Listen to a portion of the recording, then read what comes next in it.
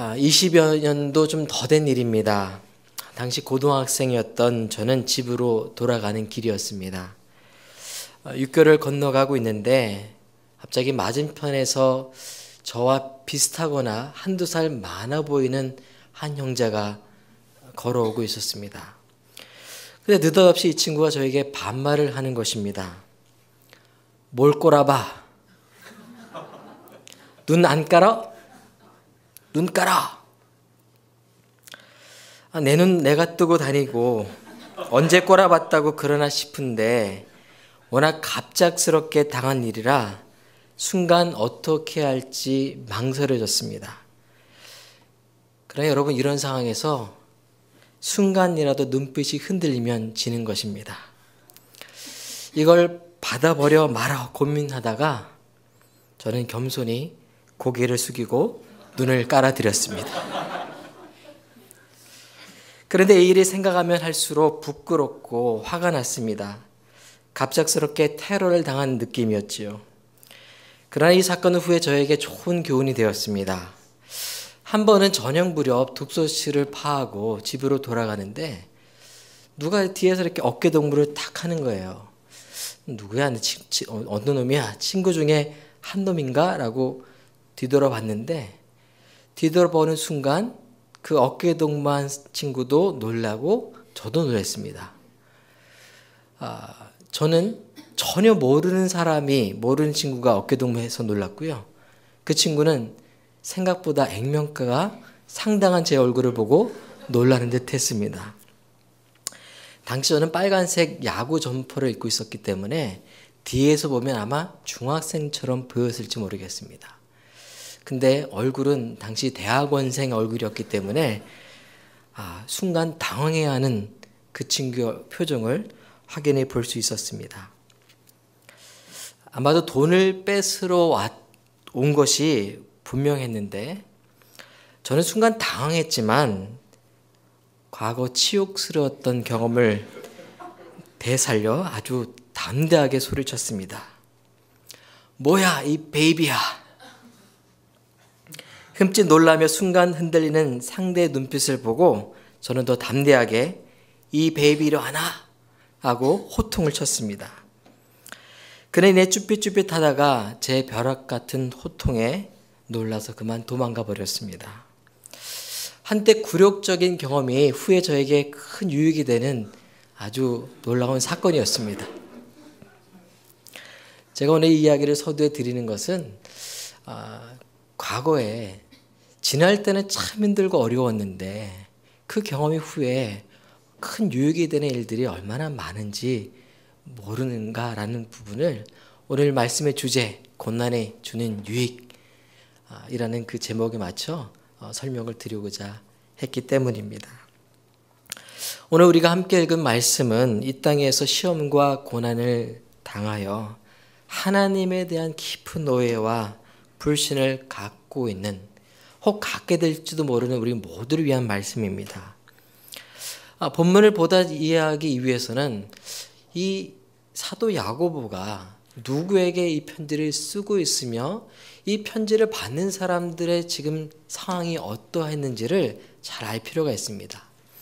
오늘 야고보서 1장 1절에는 이 편지를 받는 수신자들이 누구인지를 명확하게 표시하고 있는데요. 하나님과 주 예수 그리스도의 종 야고보는 흩어져 있는 12지파에게 문안하노라. 여러분, 여기서 왜 12지파가 흩어져 있을까요? 이 흩어져 있는 12지파는 누구를 가리키는 것일까요? 이 흩어져 있는 12지파는 예루살렘에 있었던 스데반 박해 때 그 박해를 피해서 팔레스타인 전 지역과 그 외의 지역으로 박해 때문에 피난 갔던 그리스도인이 된 유대인들을 말하는 것입니다. 근데 여러분, 2절에 다짜고짜 문안한다고 해놓고 다짜고짜 본론으로 바로 훅 들어가고 있는 것을 보게 됩니다. 내 형제들아, 너희가 여러 가지 시험을 당하거든 온전히 기쁘게 여기라. 아니, 인사말 짧게 하고 바로 시험 당하는, 너희들 문제가 내가 뭔지 알아. 시험 당하고 있지? 그 시험을 당하고 있는데 당황하지 말고 오히려 기뻐하고 그것을 온전히 감수하라는 말을 하고 있는 것입니다. 여러분, 흩어져 있는 유대인들이 겪었던 여러 가지 시험이 무엇이었을까요? 그들에게는 가장 큰 어려움이 바로 경제적 어려움이었습니다. 한번 생각해 보십시오. 요즘 시리아 난민들처럼 우리가 미국이나 캐나다나 어떤 이민을 계획하고 1년, 2년, 3년, 5년 준비해서 가는 그런 이주가 아니라 불가피한 그 박해로 인해서 시리아 난민처럼 무작정 계획 없이 갈 바를 알지 못하고 떠나는 길에 또 그 길 가운데 정착하게 된 사람들입니다. 이들은 예루살렘에서 그들이 가졌던 모든 경제적 기반, 사회적 정서적 기반을 모두 버리고 온 사람들이었어요. 낯선 환경, 낯선 문화, 낯선 언어, 낯선 사람들 속에서 이들의 겪었을 외로움과 두려움이 얼마나 컸겠습니까? 아무도 나를 알아봐 준 사람이 없어요. 아무도 나를 도와줄 사람이 없는 곳에서 이들의 겪었을 두려움이 얼마나 컸겠냐 말입니다. 그 상황 속에서 이들이 겪는 어려움은, 경제적 어려움은 사실 그냥 배고프고 헐벗은 그 정도의 어려움이 아닙니다. 흔히들 돈 없으면 라면 먹지, 돈 없으면 방 줄이지 이렇게 생각하지만요. 경제적으로 어렵다는 것은 사실 우리에게 심각한 위협을 가져다 줍니다. 사람들은 누구나 안전을 추구합니다. 그리고 돈은 단순히 의식주의 문제를 해결해 주는 수단이 아니라 우리 모든 사람들에게 안전하다는 느낌을 줍니다. 여러분, 지갑에 돈이 좀 많이 있으면 기분이 어떠세요? 어떠세요? 뿌듯하시죠? 저만 그런가요? 지갑에 돈이 쫙 많이 있고 통장에 잔고가 좀 많이 있으면 괜히 이렇게 힘이 들어갑니다. 돈이 우리에게 안전하다는 메시지를 주기 때문에 그렇습니다. 또 사람들은 다른 사람들의 인정을 추구합니다. 높은 지위에 오르고 경제적으로 풍요한 삶을 추구합니다. 그것을 통해서 사람들이 자신을 무시할 수 없는 존재임을 확인시키거나 자신이 가치 있는 존재라는 것을 스스로 확인하려고 합니다. 이로써 일종의 안정감을 얻으려 하는 것이지요. 그래서 경제적으로 궁핍하다는 것은 우리 존재 자체를 온통 다 뒤흔들 수 있는 심각한 위협이 됩니다. 어느 선교사님이 이런 얘기를 하시는 걸 전해 들었습니다. 과거에 복음에 향한 열정이 뜨거웠을 때는 선교사가 된다는 것의 진짜 의미가 뭔지를 잘 몰랐다는 거예요. 뭐냐 했더니 선교사가 된다는 것은 사람 노릇하는 것을 포기하는 것인 것을 몰랐다는 거예요. 여러분, 부모로서 자녀가 아픈데 병원비를 댈 수 없고 자녀가 결혼하는데 조금이라도 도움을 줄 수 없는 그런 무기력한 상황을 여러분 아시나요? 돈이 없다는 것은 내가 그냥 혼자 배고프고 헐벗는 정도를 벗어나는, 우리가 인간으로서 하기를 원하고 기대받는 그 어떤 것을 할 수 없는, 우리가 참으로 무기력한 존재라는 것, 우리에게 아무런 안전막이 없다라는 것을 우리에게 정말 절감하도록 각인시켜주는 것이 돈의 부재입니다. 이 돈이 없을 때 우리가 무엇인가 원하는 것을 할 수 있는 힘을 이 돈이 주는데, 이 돈이라는 수단을 잃어버리게 되었을 때 우리는 무기력함과 두려움, 절망, 이와 같은 감정을 갖게 되는 것입니다. 그런데 여러분, 여러 가지 시험을 만나거든 초대교회 팔레스타인 전 지역에 흩어져 있는 12지파 유대인 그리스도인들이여, 그런 시험을 만나거든 온전히 기쁘게 여겨라. 여러분, 이 가난과 또 낯선 환경에서 여러 가지 위험에 노출되어 있는 이 성도들이 이 말을 들었을 때 얼마나 도전이 되고 위로가 될 수 있었을까요? 아마 사도 야고보 당신은 우리의 형편을 잘 모르시는 것 같은데요 라고 하지 않았을까요?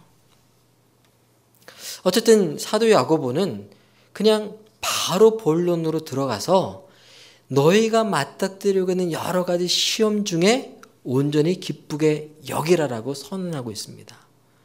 근데 여러분 여기서 한 가지 짚고 넘어갈 것이 있는데요. 여러 가지 시험이라고 나와 있는 이 시험이 과연 무엇이냐는 것입니다. 이 시험은 크게 두 가지 종류로 나눠볼 수 있습니다. 2절과 12절의 말씀에 시험이라는 단어가 등장하는데요. 내 형제들아 너희가 여러 가지 시험을 당하거든 온전히 기쁘게 여기라. 12절 시험을 찾는 자는 복이 있나니 이는 시련을 견뎌낸 자가 주께서 자기를 사랑하는 자들에게 약속하신 생명의 면류관을 얻을 것이기 때문이라. 이 2절과 12절에 등장하는 시험이라는 단어는 우리에게 주시는 연단의 과정으로서의 시험을 말합니다. 반면에 13절과 14절 사람이 시험을 받을 때 내가 하나님께 시험을 받는다 하지 말지니 하나님은 악에게 시험을 받지도 아니하시고 친히 아무도 시험하지 아니하시니라.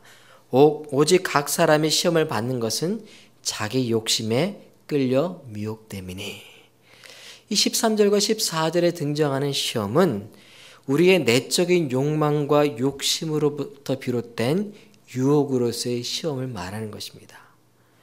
그래서 우리가 여러 가지 시험을 만날 때 그 시험의 성격과 내용이 무엇인지를 잘 분별하는 것이 필요합니다. 믿음의 연단으로서 주님께서 우리에게 주시는 허락하신 시험인지 아니면 내 욕망과 욕심으로 내 스스로 나를 가두는 덕과 같은 시험인지를 잘 분별해야 됩니다. 왜냐하면 우리 욕망과 욕심으로 비롯된 이 시험의 결과가 얼마나 무서운지를 오늘 말씀 15절은 이렇게 이야기하고 있기 때문입니다. 각 사람이 시험을 받는 것은 자기 욕심의 미혹됨이니 욕심이 잉태한 즉 죄를 낳고 죄가 장성한 즉 뭐를 낳는다고요? 사망을 낳는다 라고 되어 있기 때문입니다. 우리가 만약 내 욕심으로 비롯된 시험을 겪고 있다면 이 욕망과 욕심의 문제를 하나님께 가져가셔야 합니다.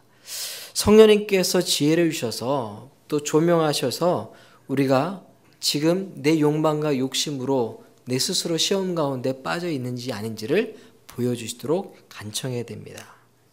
그래서 우리 욕심과 욕망이 죄가 장성하여 사망에 이르지 않도록 우리 자신을 분별하고 지켜내야 하는 것이 필요합니다.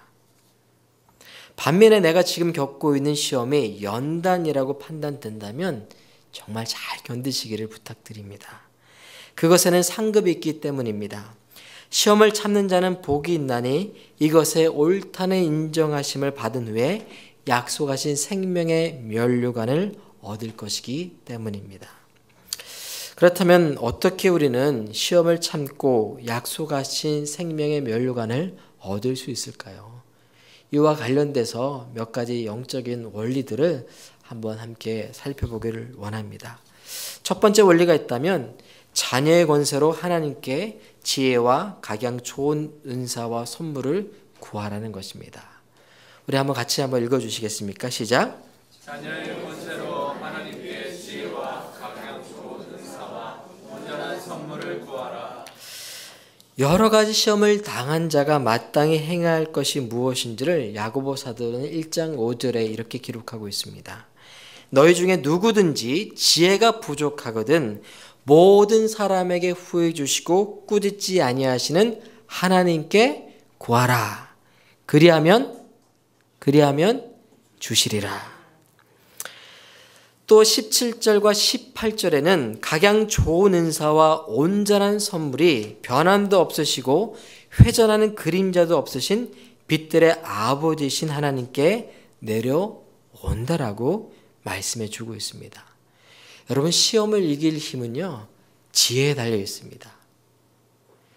이 시험을 내가 어떻게 이해하고 어떻게 해석하냐에 따라서 그 시험 앞에 망할 수도 있고요, 그 시험을 능히 넘어갈 수도 있습니다.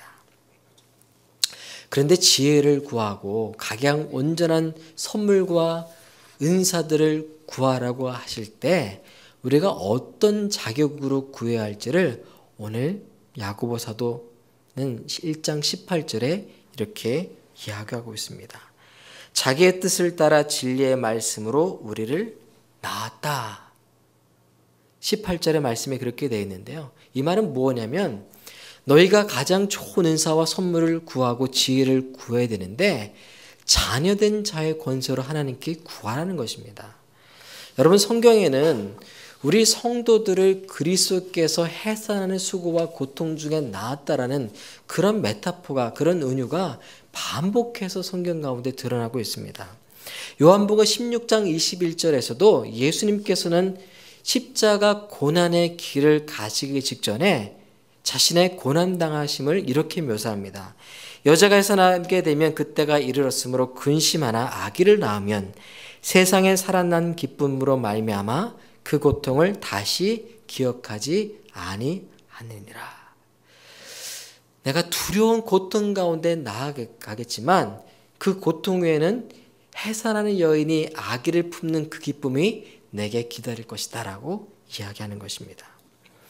우리가 약속의 말씀을 따라 자녀의 권세로 지혜를 구할 때 우리 삶의 여러 시험과 고난을 이길 은사들과 선물들을 더불어서 받게 될 줄을 믿습니다. 이 지혜와 선물을 자녀의 권세로 구하여 모든 우리가 만난 여러 가지 시험을 능히 이길 수 있는 저와 여러분 되기를 축복드립니다. 두 번째 원리가 있다면 고난은 우리의 유익을 위한 필수 과정이라는 것입니다. 한번 이것도 한번 읽어주시기를 부탁드립니다. 시작. 고난은 우리의 유익을 위한 필수 불가결한 것임을 아는 것입니다. 많은 어르신들이 그런 얘기를 해요. 예수 믿으면 좀 잘 살고 성공하고 해야 덕이 되지. 맨날 망하고 질질 짜고 아프고 하면 무슨 덕이 되냐. 전도에 도움이 안 된다. 이런 얘기를 합니다. 어떤 장로님은 목사님이 아프면 안 된대요. 은혜가 안 되기 때문에. 어떤 마음으로 말씀하신지는 이해가 되는데요. 성도의 삶에 그냥 마냥 평안하고 마냥 만사형통한 삶이 보장되는 것이 성도의 삶입니까? 그렇지 않습니다. 만약에 그렇다면 이 땅을 살면서 정말 신실하게 하나님의 말씀을 쫓아 살면서도 여러 가지 어려움 중에 고난 중에 또 신음 중에 생을 마감하게 된 수많은 성인들의 삶을 우리는 설명할 길이 없습니다. 무사태평, 만사형통은 예수 믿는 자에게 주어지는 당연한 복이 아니고요. 오히려 우리가 만사형통을 구한다면 그것은 내 뜻이 이루어지는 것이 아니라 하나님의 뜻이 내 삶에 막힘없이 펼쳐지고 드러나게 되는 것이 성경적 의미의 만사형통입니다. 하나님을 전적으로 의존하게 되는 것, 그래서 하나님의 거룩한 성품을 맺어가게 되는 것이 인생의 목적입니다. 오늘 말씀에 너희 믿음의 시련이 인내를 만들어내는 줄 너희가 아니라 인내를 온전히 이루라. 이는 너희로 온전하고 구비하여 조금도 부족함이 없게 하려 함이라. 여러분, 인내를 온전히 이루면 우리가 정말 하나님 앞에 온전하고 구비하여 조금도 부족함이 없게 되는 그런 상태에 이르게 될까요? 그런다고 생각이 드세요? 아니에요. 우리는 흠 많고 부족한 것 투성이로 나라에 들어가게 될 것입니다. 우리가 인내를 온전히 이룬다는 것은요, 우리가 완전한 상태로 이르게 되는 것이 아니라 하나님을 전적으로 신뢰하고 의지하게 되는 상태에 이르게 된다는 뜻이에요. 그것을 하나님께서 온전하고 구별하여 부족함이 없는 상태로 인정해 주신다는 뜻입니다. 여러분, 오래전에 에반 올마이트라는 영화가 개봉되어서 상영된 적이 있는데요. 그 영화 속에 모건 프리만이라는 흑인 배우가 로넬이라는 여배우에게 이런 얘기를 하는 장면이 있습니다. 누군가가 인내를 달라고 기도하면 하나님은 그 사람에게 인내를 주실까요? 아니면 인내를 발휘할 기회를 주시려고 할까요? 하나님께 용기를 달라고 하면 용기를 주실까요? 아니면 용기를 발휘할 기회를 주실까요? 만일 누군가가 가족이 가까워지게 해달라고 기도한다면 하나님이 뿅하고 묘한 감정이 느껴지도록 만드실까요? 아니면 서로가 서로를 사랑할 수 있는 기회를 주시려고 할까요? 여러분, 우리가 살아가다 보면 왜 내게 이런 어려움이 일어나야 하는지 참 이해하기 힘든 순간들이 찾아옵니다. 그러나 고난과 어려움 이면에는 우리가 지금은 깨닫지 못하는 하나님의 깊은 뜻이 숨겨져 있다는 것을 우리는 믿음으로 붙들어야 됩니다. 그 고난과 어려움이 아니면 결코 얻을 수 없는 것들이 있습니다. 그것을 보지 못하면 하나님에 대한 원망과 오해를 가득 안고 살아갈 수밖에 없습니다. 여러분, 고난당할 때, 어려움에 처할 때 우리 성도들이 갖는 감정이 무엇인지 아세요? 하나님이 나를 버리셨나? 하나님이 나를 잊어버리셨나? 마치 하나님이 나는 관심이 없는 것처럼 그런 외로움과 두려움에 빠져들게 됩니다.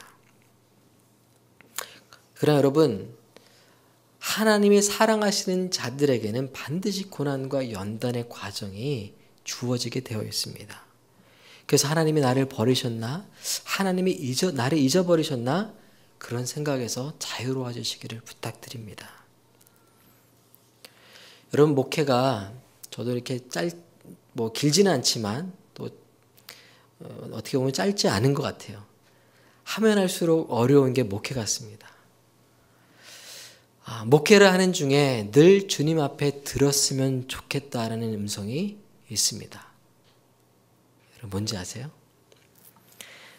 바로 예수님께서 공생의 첫 사역을 할 때 세례를 받습니다. 그때 하늘이 열리고 하나님께서 친히 예수님께 말씀하신 음성이 들리는데요.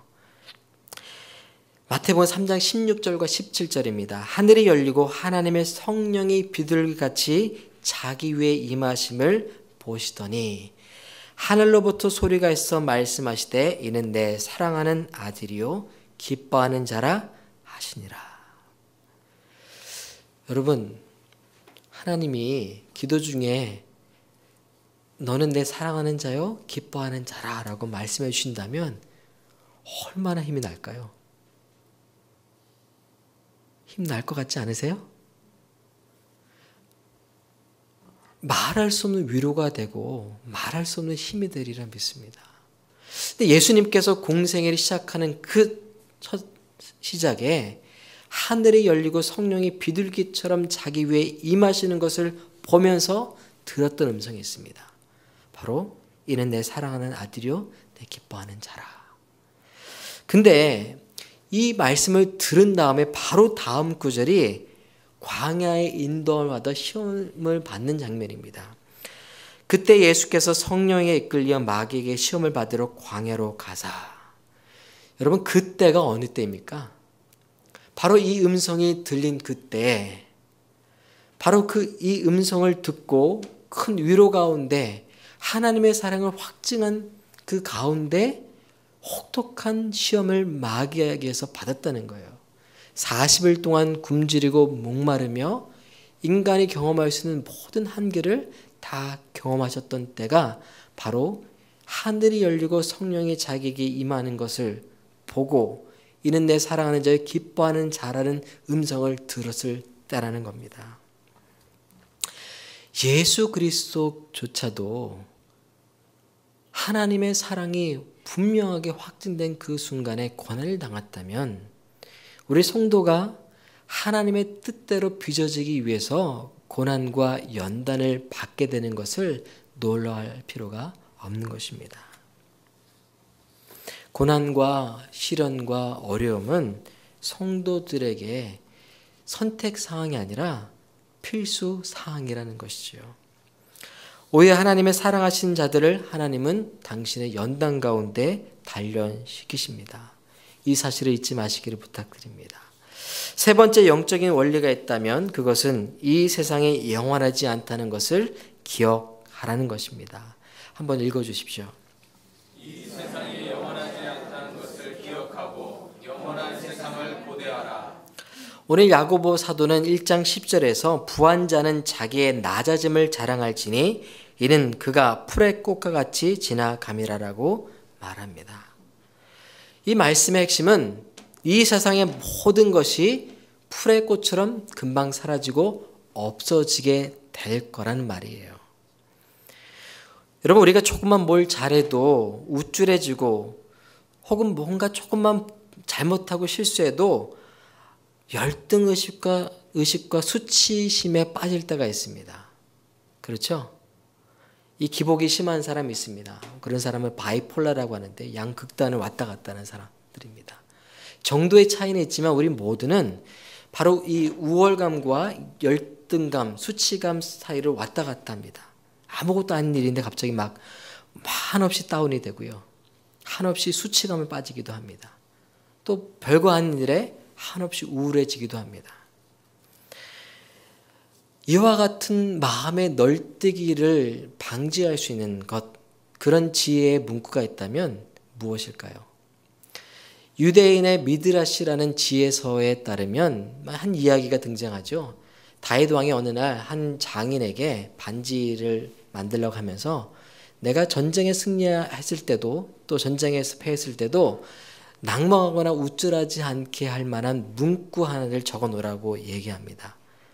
막 고민하다가 지혜가 뛰어나다는 솔로몬 왕자에게 찾아가서 물었더니 솔로몬 왕자가 한 문구를 주죠. 그게 바로 이것 또한 곧 지나가리라 라는 말입니다. 사업을 잘해서 인정받을 때나 실패하고 관계 속에 어려움과 오해를 받아 괴로울 때나 우리가 기억해야 할 것이 있다면 무엇입니까? 이것 또한 곧 지나가리라 하는 것입니다. 목회자의 경우 설교를 좀 잘해서 우쭐해지고 교만해질 때, 설교를 죽 써서 수치심의 얼굴이 달아오를 때 기억해야 할 말이 무엇입니까? 이것 또한 곧 지나가리라 라는 말입니다. 우리가 이 땅에서 누리고 있는 안락이나 고난이 영원하지 않다는 것, 풀의 꽃과 같이 지나가게 될 것을 기억하는 자만이 고난과 어려움을 이길 수 있습니다. 영적인 교만과 나태함, 그리고 그것의 동전의 양면과도 같은 열등감과 수치심의 늪에서 우리는 벗어날 수 있습니다. 네 번째 원리입니다. 하나님의 인도하심과 그 때를 기다리라. 한번 읽어주세요. 하나님의 인도하심과 그 때를 기다리라. 오늘 야고보서 1장 6절과 8절에는 오직 믿음으로 구하고 조금도 의심하지 말라. 의심하는 자는 마치 바람에 밀려 요동하는 바다 물결 같으니 이런 사람은 무엇이든지 주께 얻기를 생각하지 말라. 두 마음을 품어 모든 일에 정함이 없는 자로다. 여러분, 우리가 어려움 가운데 고난과 환난 가운데 있을 때 우리 마음에 나타나는 뚜렷한 현상이 하나가 있습니다. 뭐죠? 그냥 마음이 안정되지 못하고 그냥 부침기 뒤집듯이 막 그냥 출렁거립니다. 그냥 사방으로 열을 갔다 저리 갔다 불안했다 막 이게 아니지 또 마음이 정돈된 듯 하다가 또 다시 불안하고 염려하고 이 걱정하기를 막 수도 없이 반복해서 합니다. 마음이 말씀 안에 마치 닷을 내린 것처럼 고요함을 경험하지 못하는 것이 불안과 환난과 어려움 가운데 빠져 있는 사람들의 특징입니다. 이런 사람들은 주께 무엇인가를 얻기를 생각하지 말라라고 야고보 사도는 말씀하고 있습니다. 여러분, 조급함에 빠지면 말씀 안에서 주시는 주의 음성을 들을 수가 없습니다. 또 조급함에 빠지면 하나님의 때를 기다리지 못합니다. 제가 지난주에 신방을 갔는데요. 저희 교구에 어느 집사님께서 개업을 해서 우리 순원들과 함께 개업 예배 겸 신방을 갔습니다. 근데 한국에 세계적으로 유명한 프랜차이즈 지점인데요. 가봤더니 목이 너무 좋아요. 사람들도 많이 다니고 너무 좋은 곳에 또 직원도 많고 너무 괜찮은 매장을 그렇게 많지 않은 나이에 인수받아서 경영하게 되신 거예요. 이야기를 들어보니까 이분이 그 프랜차이즈 그 회사에 20년 동안 근무했다고 합니다. 어느 정도 이제 직급이 올라가서 밑에서 이제 젊은 친구들 치고 올라가는데 이제 어떻게 해야 되나, 그만둬야 되나, 이런 고민들을, 뭘 해야 되나, 이런 고민들을 하고 있었어요. 근데 최근에 그 프랜차이즈 회사에서 여러분 알짜배기 그 가맹점들만 직영하는 거 아시죠?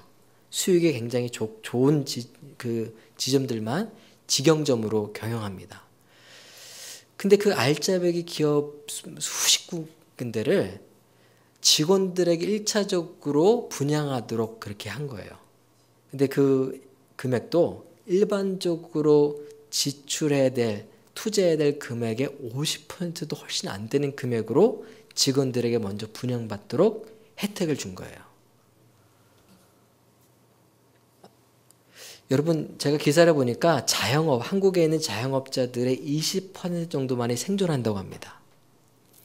많은 분들이 평생 몸담았던 직장에서 은퇴하시면서 은퇴 자금을 다 끌어모으고 대출받아서 뭔가 하나라도 해보려고 비즈니스를 엽니다. 그리고 이런저런 시행착오를 겪다가 자본에 쪼들려서 결국 망하게 되는 수순을 많이 밟습니다. 근데 이분은 자기가 어떻게 돌아가는지 너무나 잘 알고 있는 지점을 20년간의 경험과 노하우를 갖고 있는 그 점을 50%도 안 되는 그 투자금을 가지고 인수하게 된 것은 여러분 로또 아니에요? 이게 로또예요. 근데 어떻게 이런 일이 일어났냐?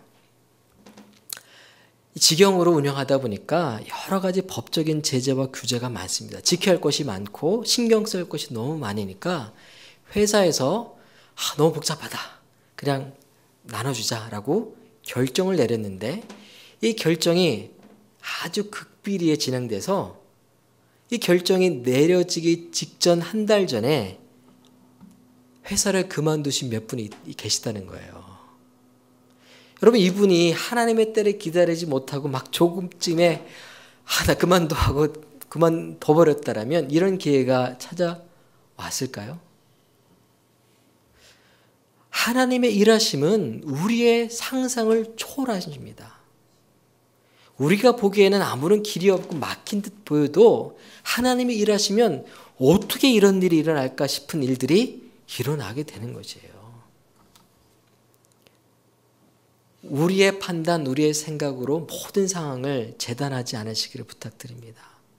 하나님이 원하시면 우리 개인의 삶이나 우리의 자녀의 삶에 놀라운 축복이 주어질 줄을 믿습니다.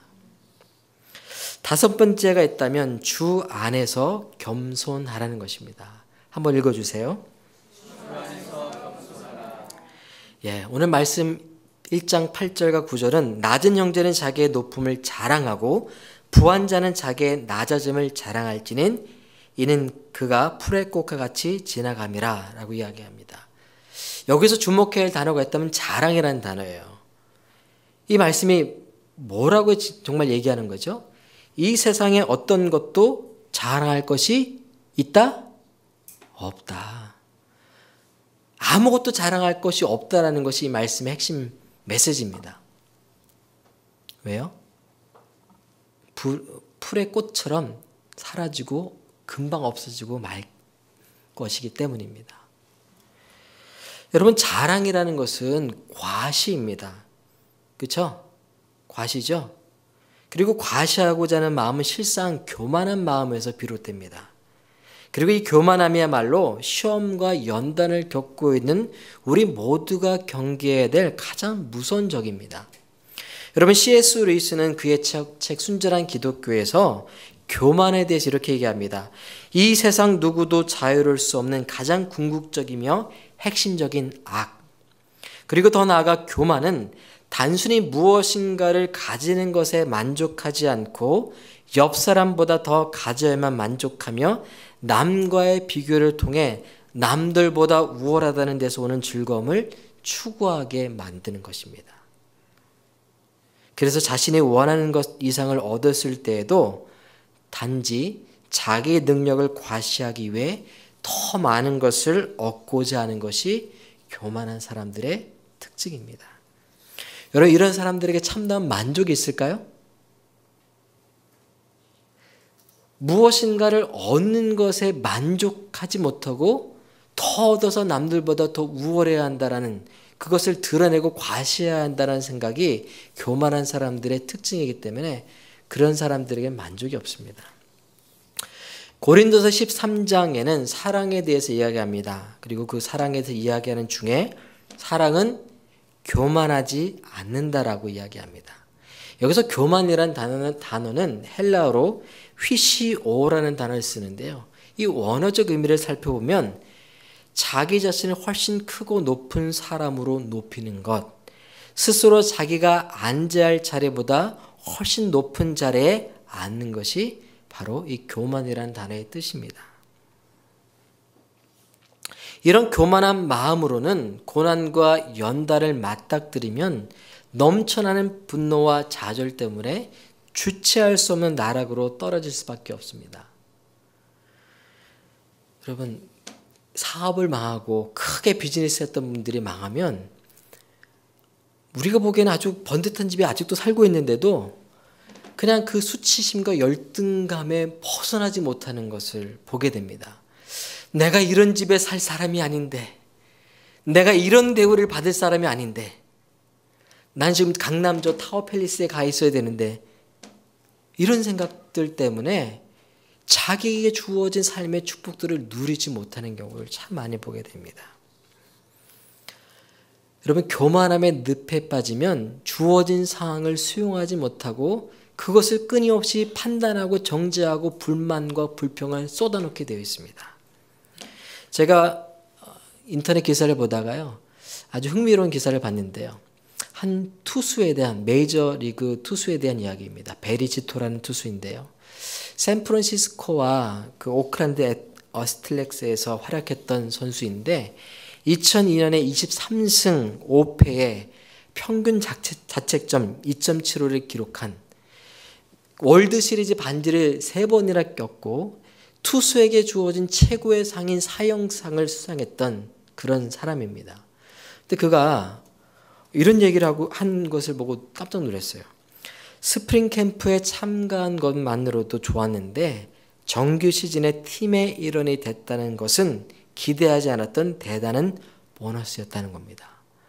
한때 메이저리그를 주름 잡았던 선수가 일개 그냥 정규리그 한 경기에 내가 뛰었다는 것만으로도, 그 경기에 뛰어서 한 이닝을 던지고 2실점했어요. 홈런 맞아가지고. 그런데도 너무 기뻐하는 거예요. 이 사람 좀 이상한 사람이다. 어떻게 이런 말을 할까? 참 겸손하다는 생각이 들어서 기사를 좀 찾아봤는데요. 이런 얘기를 하고 있는 것을 발견했습니다. 물론 사형상과 우승 반지도 중요하지만 지금 내가 만족하는 것은 나 자신을 가치 있는 사람으로 받아들이는 것이다. 나의 팬들은 덕아웃에 있는 나에게 욕설을 했다. 방황을 하게 되었고 큰 기복 속에서 나 자신을 받아들이는 것은 지난 15년간 이룬 성과보다 더 어려운 것이었다. 나이가 들면서 기량이 쇠해지고 실력이 점점 떨어지면서 자기의 현 주소, 현 상황을 그냥 있는 그대로 수용하고 받아들였다는 거예요. 그게 15년 동안 이룬 성과보다 더 어려운 일이었다라고 고백합니다. 근데 그것이 되니까 그냥 한 경기에 뛰었을 뿐인데도 그것이 자기 인생의 대단한 보너스가 되었다라고 감사하고 있는 것입니다. 여러분, 우리가 하나님 앞에서 우리의 자리를 깨닫는 것, 그것이 바로 겸손입니다. 그 겸손이 이루어지면 우리 삶에 주어진 삶의 은총들을 새롭게 발견하게 되는 축복이 우리에게 주어지는 것입니다. 과거에 내가 경험했던 영화를 생각하고 내가 이런 대접을 받을 선수가 아닌데, 내가 이런 대접 받자고 여기 있는 것이 아닌데 라고 생각하면 할수록 우리는 감사를 잃어버리고 끊임없는 불평의 소용돌이 속에 휘말려 떨어지게 될 것입니다. 고난과 환난 속에 자기 자리를 겸손히 찾아 인정하는 것, 이것이야말로 온전한 인내를 이루는 지혜라고 할 수 있습니다. 말씀을 마치려고 합니다. 혹시 여러분 중에 뜻하지 않은 실패를 겪고 계신 분이 있으십니까? 야고보서의 수신자였던 팔레스타인 전 지역에 흩어져 있던 크리스찬들처럼 경제적 어려움에 고난받고 계신 분이 있으십니까? 직장에서 해고당해서 어떻게 해야 할지 막막한 상황에 놓여져 계신 분 계십니까? 인생이라는 배가, 비즈니스라는 배가 자초되어서 어떻게 종업원들과 가족들을 책임지고 이 어려운 난국을 헤쳐나가야 할지 막막하신 분이 있으십니까? 요셉처럼 억울한 누명을 쓰고 감옥에 갇혀 발은 착고에 매이고 몸은 쇠사슬에 묶여서 아무것도 할 수 없는 무기력함 가운데 떨어지신 분 계십니까? 그렇다면 이 어려운 시험을 이길 수 있도록 하나님 기도하시기를 부탁드립니다. 우리에게 시험을 이길 지혜는 물론 각양 좋은 은사와 온전한 선물을 주실 하나님 아버지께 자녀의 권세를 가지고 간청하시기를 부탁드립니다. 하나님이 사랑하시는 자들이 모두 예외 없이 고난 받았음을 기억하십시오. 하나님께 버림받았다고 생각하지 마시기를 부탁드립니다. 그리고 이 고난과 환난이 영원하지 않고 곧 지나가게 될 것을 잊지 마시기를 바랍니다. 하나님의 때와 인도하심을 기다리시고 혹 교만함의 늪에 빠져 있지는 않은지 성령님의 조명해 주심을 의뢰하시는 저와 여러분 되기를 축원드립니다. 여러분의 고난에는, 어려움에는 분명한 이유가 있습니다. 그리고 그 고난의 현장에 하나님 아버지께서는 지금 이 순간에도 우리와 함께하고 계십니다. 고난당한 것이 내게 유익이라 이로 말미암아 내가 주의 율례들을 배우게 되었나이다. 시편의 이 말씀이 저와 이 자리에 함께하는 모든 성도님들이 고난과 연단 후에 우리 입으로 감히 선언하고 고백할 수 있는 그런 고백이 되기를 주의 이름으로 축원드립니다. 기도하겠습니다. 하나님 감사합니다. 오늘 말씀을 따라 시험과 환난 중에 주님의 은혜와 지혜를 구하며 겸손한 마음 가운데 인내를 이룰 수 있도록 인도하여 주옵소서. 감사합니다. 예수님의 이름으로 기도드립니다.